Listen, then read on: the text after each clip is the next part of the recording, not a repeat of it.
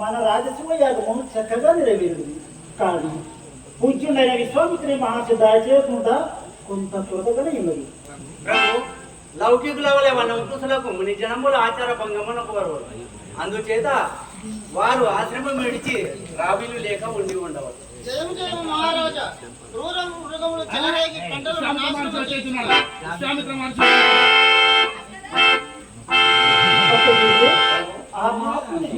అతి రాజా సత్కారంతో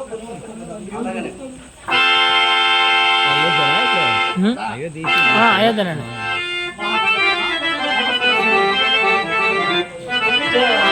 ఈ మహిమల పీఠము అలంకరింపుడు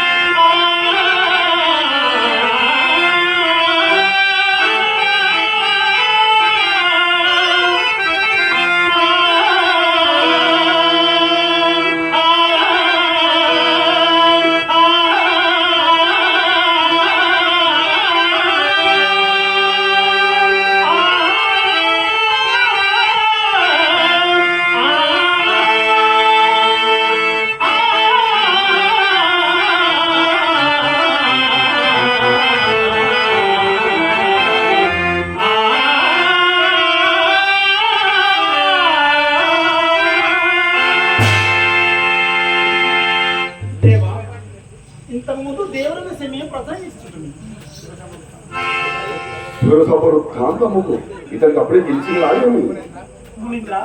భగవద్ దర్శనం నా దండనైతే ఆశ్రమము నిర్భయముగా నుండి తపోనుష్ఠానము నిర్విఘ్నంగా కొనసాగుతున్నాయి కదా. కేవల ధర్మ స్వరూపుడము నీవు ఈ భూమండలము పరిపాలించకుండా మునిజనముల తపములకు ఏ కొరత ఎట్లకు? నా దేవుడు స్వామి, మీ తపశక్తి నన్ను ఈ ధర్మం నుంచి కాపాడుచుంది. దేవర ఆగమన వృత్తాంతము అడగవచ్చు కదా. హరిచంద్ర, నీ వలన కొంత ధన సాయం కావాల్సి వచ్చినదో. మునేంద్ర, ఋషులలో అగ్రగణ్యత వహించడం ఒక రాజ విబంబల సైతం దృఢభయంగా విస్తరించిన మీకు కూడా ధనమేలా కావాలి. పరమేశ్వర ప్రీతిగా నేను ఇప్పుడు ప్రారంభం చేసినాడను అందులకై. అలాగైనా మీ చే వైవస్వత వంశము చక్కగా సమకృతమైనది. మునీశ్వరమని మీకు కావలసిన విత్తం ఎంత? మిక్కిలి స్వల్పము, మీ వంటి వారిని అడగదగినది కాదు. ఆర్య, ఎంతైనా నేను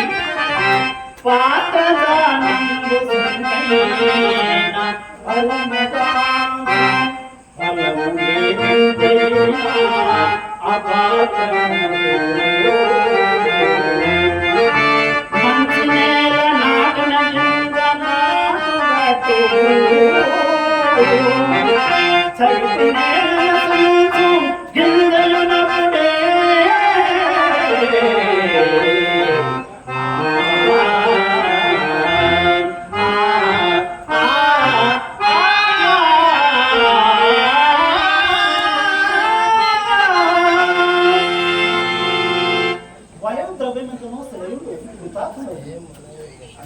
హరిచంద్ర, నీవు మాకు స్వతంత్రుడవు కావునా వినుము.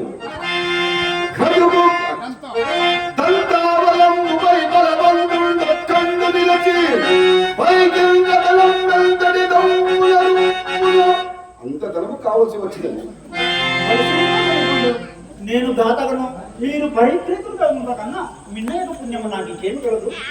దేవా దాన్ని కూడా వేదండపులో కట్టి మీ గంటగా పంపవేదునా వలదు